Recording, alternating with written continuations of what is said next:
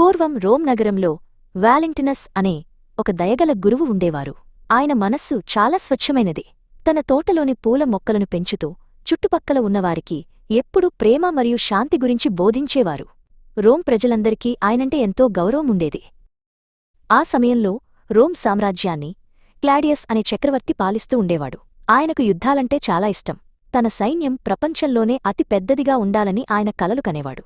కాని యువకులు పెళ్లి చేసుకుంటే తమ కుటుంబాలమీద ఉండే ప్రేమ వల్ల యుద్ధాల్లో సరిగ్గా పోరాడలేరని ఆయన భావించాడు. అందుకే క్లాడియస్ చక్రవర్తి రోమ్ నగరంలో పెళ్లిళ్లను పూర్తిగా నిషేధించాడు. ఈ వార్త విని యువతీ యువకులు ఎంతో బాధపడ్డారు. అరిస్ మరియు ఎలారా అనే ఇద్దరు ప్రేమికులు ఒకరినొకరు పెళ్లి చేసుకోలేమని తెలిసి కన్నీరు పెట్టుకున్నారు. వారి కలలన్నీ కరిగిపోయినట్లు అనిపించింది. యువ ప్రేమికుల కష్టాలను చూసి వాలెంటినస్ మనసు ద్రవించింది.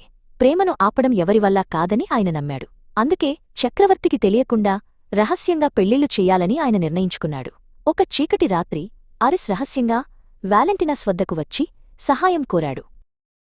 అదే రాత్రి ఎలారా కూడా అక్కడికి చేరుకుంది.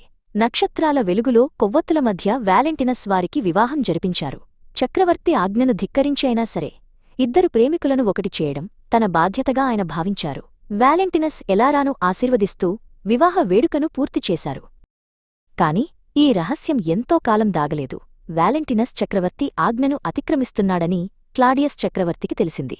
వెంటనే ఆయన కోపంతో ఊగిపోయి వాలెంటినస్ను బంధించి కారాగారంలో వేయమని ఆదేశించాడు. ఒక కఠినమైన రోమన్ గార్డు వచ్చి వాలెంటినస్ను బంధించాడు. జైలులో ఉన్నప్పుడు వాలెంటినస్ అక్కడి జైలర్ కుమార్తె అయిన జూలియాను కలిశాడు. జూలియా పుట్టుకతోనే చూపులేని అమ్మాయి. వాలెంటినస్ జైలు గది వెలుపల ఆమె ప్రతిరోజూ కూర్చునేది. ఆమెకు వాలెంటినస్ చెప్పే మంచి మాటలు, పక్షుల కిలకిలారావాల కథలు అంటే ఎంతో ఇష్టం కలిగింది. వాలెంటినస్ జూలియా కోసం రోజూ ప్రార్థించేవారు. ఒక అద్భుతం జరిగినట్లుగా మెల్లమెల్లగా జూలియాకు చూపు రావడం మొదలైంది. ఆమె మొదటిసారి ప్రపంచాన్ని చూసింది. వాలెంటినస్ చూపించిన ఆదరణ, ప్రేమ ఆమె జీవితంలో వెలుగులు నింపాయి. వారు ఒక మంచి స్నేహితులుగా మారారు.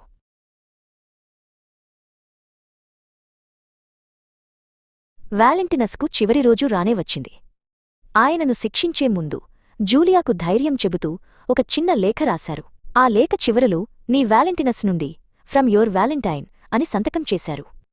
ఆ మాటలు నేటికి ప్రపంచవ్యాప్తంగా ప్రేమకు చిహ్నంగా నిలిచిపోయాయి. వాలెంటినస్ భౌతికంగా మన మధ్య లేకపోయినా ఆయన పంచిన ప్రేమ సందేశం చిరస్థాయిగా నిలిచిపోయింది. అందుకే ప్రతి సంవత్సరం ఫిబ్రవరి 14న ప్రపంచమంతా వాలెంటైన్స్ డే జరుపుకుంటారు.